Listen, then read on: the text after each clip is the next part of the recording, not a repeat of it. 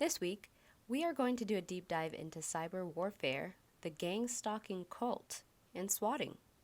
Most of you may have heard about cyber warfare or swatting, maybe just a vague mention in an article or video somewhere on the World Wide Web. Over the last decade or so, this understanding and the definitions of what cyber warfare is has grown in its range to include so many types of crimes that it's astounding. Recently, two amazing individuals sent me a request on Instagram and Twitter to cover both swatting and gang stalking. A quick thank you to both of you. I truly appreciate your requests, and I hope that this episode gives you all the information or additional information into this interesting new twist. Now, after looking a bit more into both swatting and gang stalking, I decided to combine them all into one episode since they can both be placed under the cyber warfare group or category.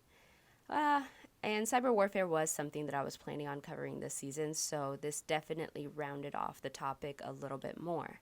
So thanks again. Okay, let's jump right in.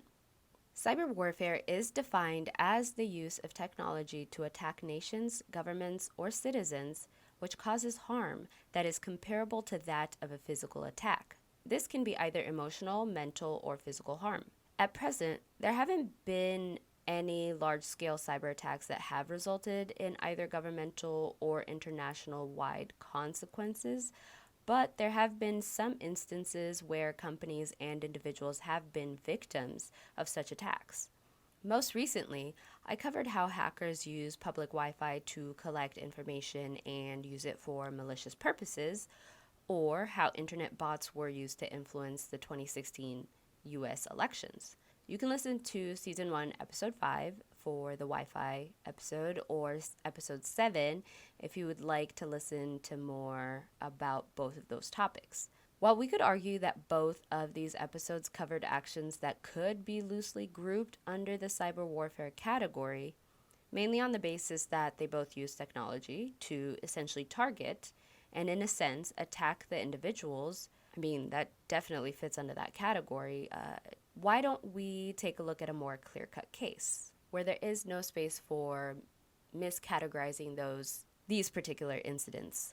Now, we all know that the inner workings of governments can be complex and terribly dark, so it's only right that I start off this deep dive with a look into how governments can and do use cyber warfare to either mitigate, intimidate, or to actively attack each other. There's one particular incident that has held my interest for a really long time. It was even covered in a documentary called 0 Days that I believe I watched on Netflix a while back, but I think it's pretty much available on any streaming platform. So in this documentary, it broke down the why, the what, the how, and all of the things that happened after this whole operation was discovered. And I really recommend checking it out if you would like to know more about cyber warfare attacks. Let's start off with this Wired article that I found from early 2014, which covers the incident and describes it as follows. Quote, in January of 2010, inspectors with the International Atomic Energy Agency visiting the Natanz uranium enrichment plant in Iran noticed that centrifuges used to enrich uranium gas were failing at an unprecedented rate. The cause was a complete mystery, apparently as much to the Iranian technicians replacing the centrifuges as to the inspectors observing them. Now, 5 months later, a seemingly unrelated event occurred, end quote. The article continues that, quote, Stuxnet, as it came to be known, was unlike any other virus or worm that came before. Rather than simply hijacking targeted computers or stealing information from them, it escaped the digital realm to wreak physical destruction on equipment the computers controlled. End quote. The virus was designed to take control of the centrifuges with the goal of increasing the pressure to cause a malfunction. What's even scarier is that it took almost a year for the virus to be discovered. And by that time, this was just the first implementation of the virus.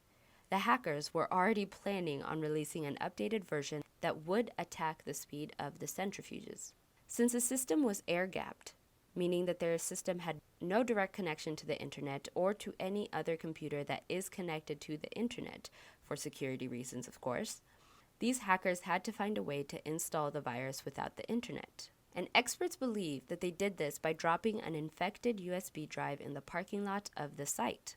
They then believe that an individual picked it up and plugged it in to check who it could possibly belong to, which I am pretty sure that I've done in the past, especially before watching this particular documentary. Anyways, this was exactly what the hackers were waiting for. Once uploaded, the worm made its way through the nuclear system, wreaking havoc. And as the news has shown in the past, a malfunction in a nuclear plant is definitely a very serious matter.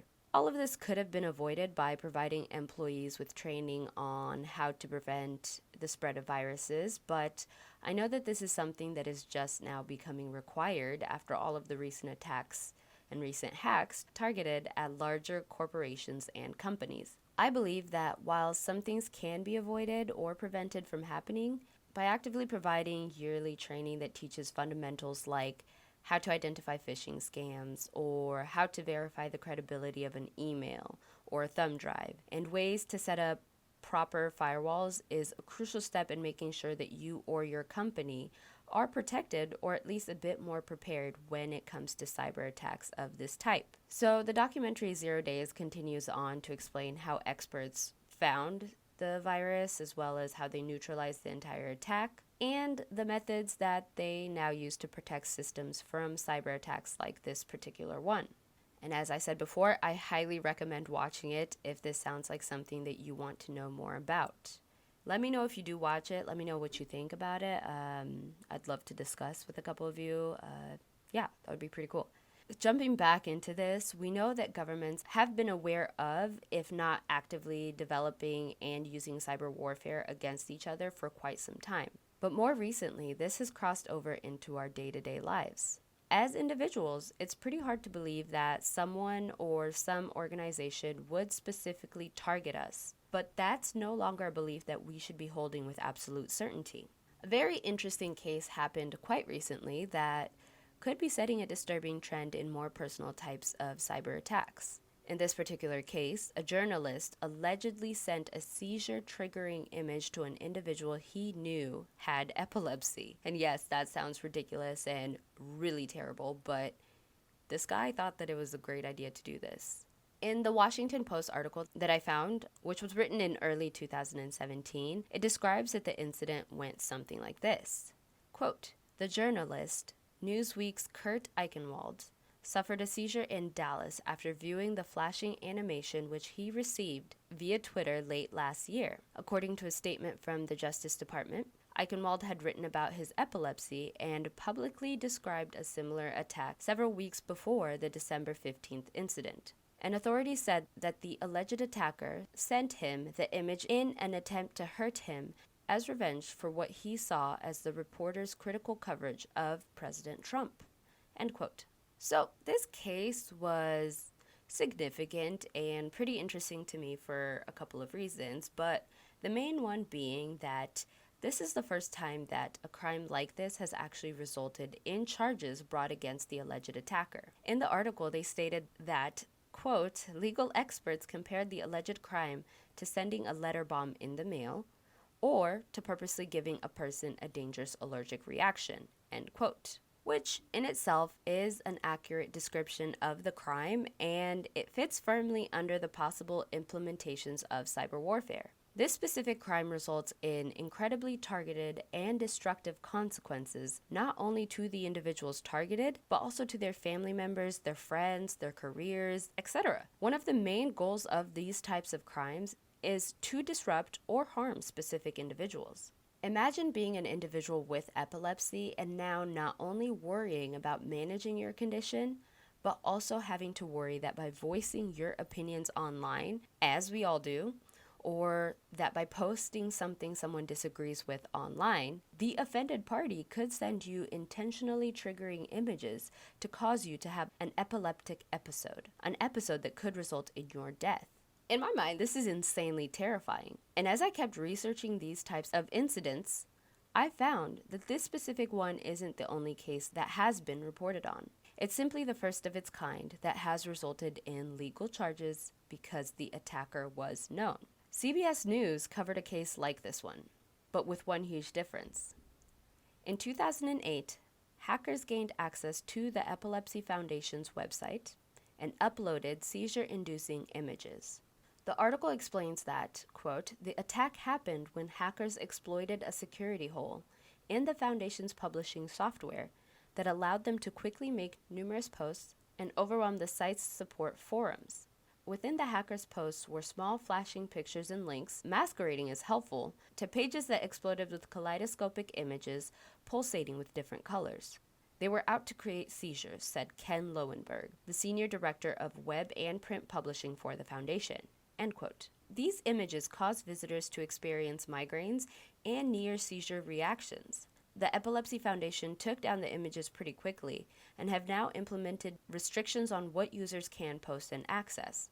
But still, individuals now were forced to consider the consequences of accessing a site that was created as a resource for them to manage their condition. And although advancements in technology bring positive changes to the world we live in, they also come with their own baggage and are changing the rules on every single aspect of possibilities we once thought wouldn't or couldn't change. For instance, playing video games. Seems harmless enough.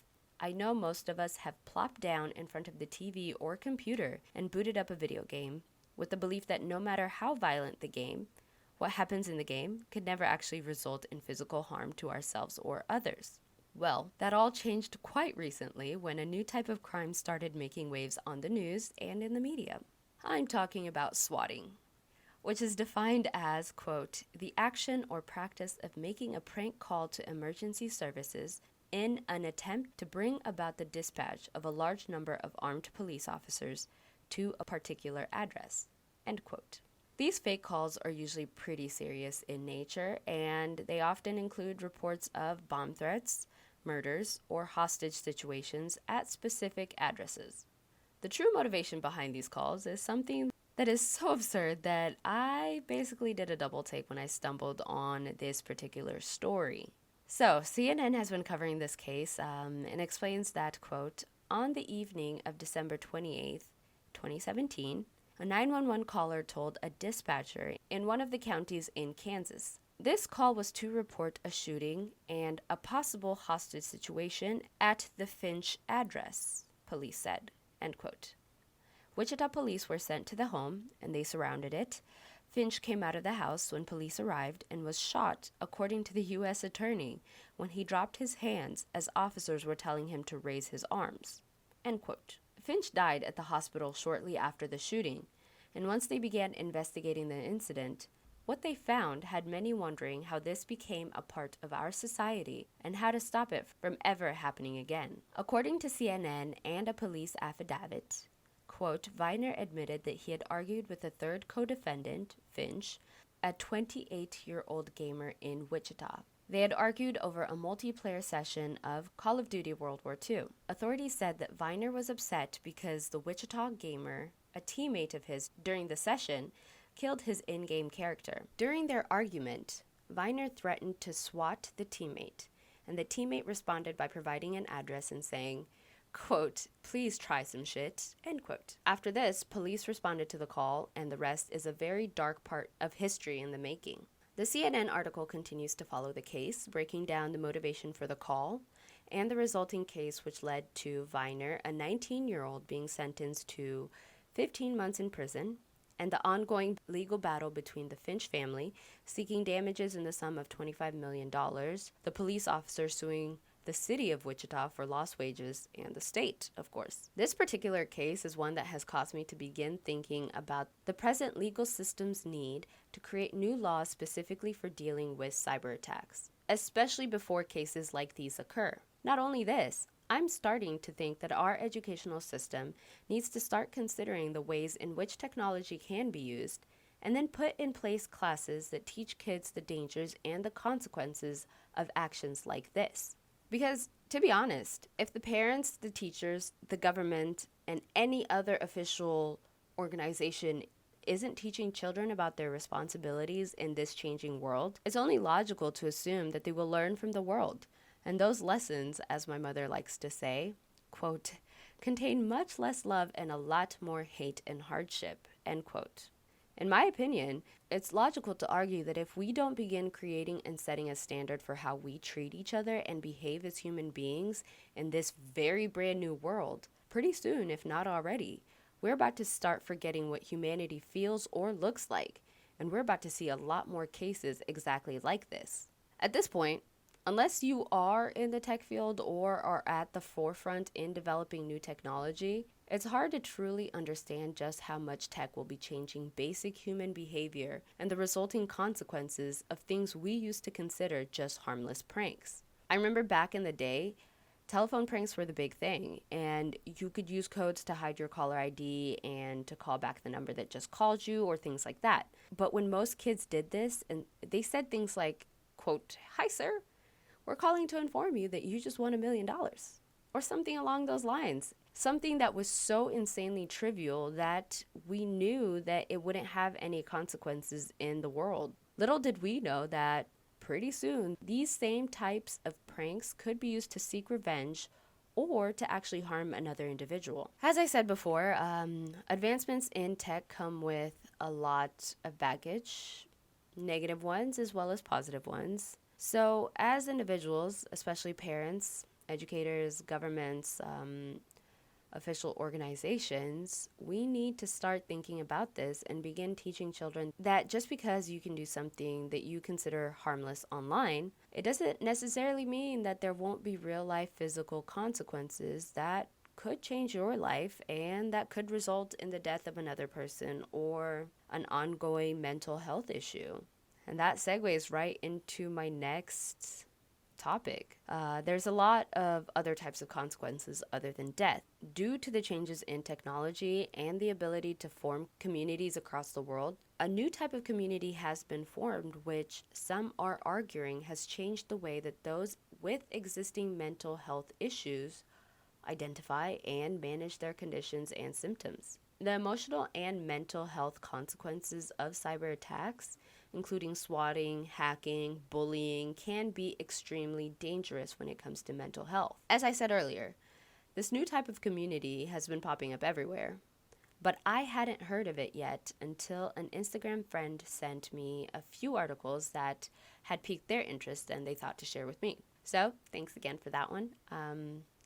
Cults have been a pretty large part of almost all civilizations known to man. These communities have always followed the same type of structure.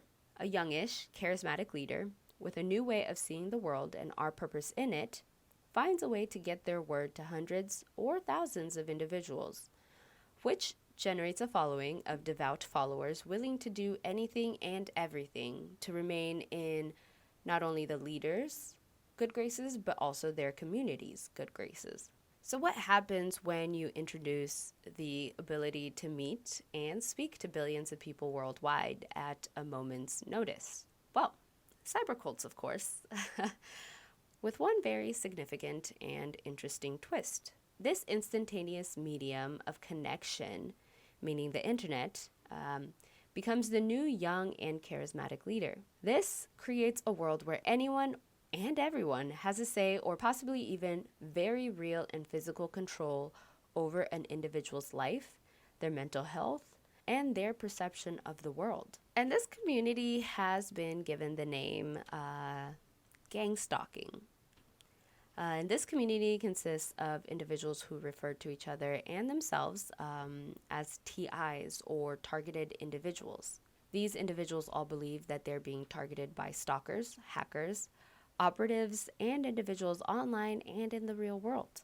An article in Vice described the following, quote, "In gang stalking, everything seems connected, and inconsequential details acquire a new purpose.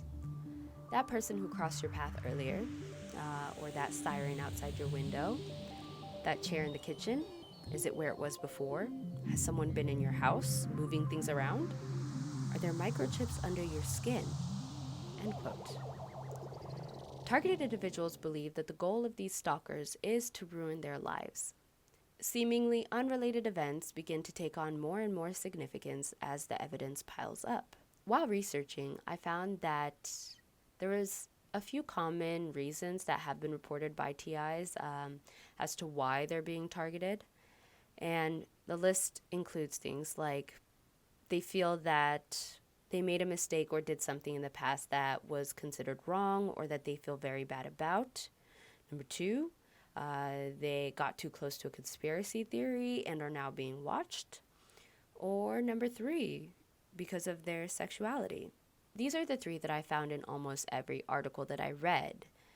One article in particular by a journalist at the New York Times spoke with individuals from the group and found that the group, quote, cuts across all classes and professions and includes lawyers, soldiers, artists, and engineers.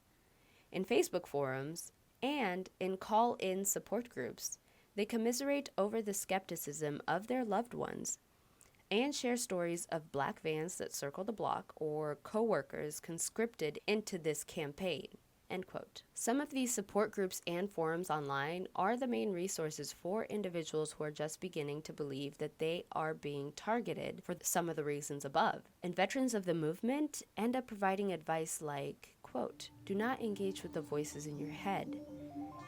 If your relatives tell you that you're imagining things, they could be in on it. And last of all, do not go to a psychiatrist, end quote. In the same article, the author spoke with a doctor who is currently studying the movement. Dr. Lorraine Sheridan, who is the co-author of perhaps the only study of gang stalking, explains that, quote, the community poses a danger that sets it apart from those other groups promoting troubling ideas, such as anorexia or suicide. On those topics, the internet abounds with medical information and treatment options, while an internet search for gang stalking turns up page after page of results that regard it as fact. What's scary for Dr. Sheridan is that there are no counter sites that try and convince targeted individuals that they are delusional, end quote. Dr. Sheridan also said that these individuals end up in a closed ideology echo chamber, end quote. By this statement, she is indicating that because the internet, social media platforms, and search engines typically collect information on what you search, what you're interested in, and things you've liked or commented on, then they use this information to show more things like that. It's becoming easier to end up only seeing things that reinforce your views or opinions. These platforms are essentially creating bubbles of information that contribute significantly to what we believe is true. The article also explains that in her study, co-written with Dr. David James, a forensic psychiatrist, they, quote, examined 128 cases of reported gang stalking. And all of those cases, the subjects were most likely concluded to be delusional, end quote. These individuals typically ended up unemployed, they lost friendships, family ties, and ended up being outcasted by the very society that should be helping them, which leads them to a reliance and a stronger foothold in the communities that they find online that do believe them. Now, this could be terrifyingly damaging to those who are currently dealing with mental health issues, but in cases of individuals who are not dealing with a mental health diagnosis and they're actually the victim of physical real-life stalking, the consequences are significantly more sinister. I began thinking of the role that gaslighting plays in stalking cases, and this brought me to the conclusion that this new form of cyber attacks for the individuals who do not have mental health issues or a diagnosis and are actively being stalked, this will make it difficult to, number one, get help, number two, protect themselves, and three, to be able to implement legally enforceable protective restraining orders against the attacker, simply because people have more reasons and more cases of gang stalking incidents that have jaded their perception of stalking reports, which causes them to doubt the experiences they are hearing from their friends or their loved ones about them being actually stalked in real life. Now, the existence of gang stalking and the experiences of those who believe themselves to be victims of gang stalking, I'm not saying that those shouldn't be disbelieved or that this community should be shut down. What I am saying is these experiences of gang stalking or these individuals may leak over into actual cases of real-world stalking. And we already have a pretty strong affinity to disbelieving experiences that sound unimaginable or like it should have been in a movie. Gang stalking could encourage this. and society could fall deeper into an autopilot mode that groups everyone into this delusional subset. This research raised some pretty complex questions for me specifically, especially in terms of the ideas I have for how to move forward in the legal, educational, and parental systems that we currently have in place. Yet, with gang stalking, I'm not even sure how someone would begin to implement changes in the system that would help us navigate this brand new world. However, I do think that the best place to start would be to begin talking more to each other and building our own personal relationships. Simply because I believe that by having consistent day-to-day interactions with individuals in our current presence, yes, that means IRL, I think it makes it easier to tell what's real and what may just be a delusion.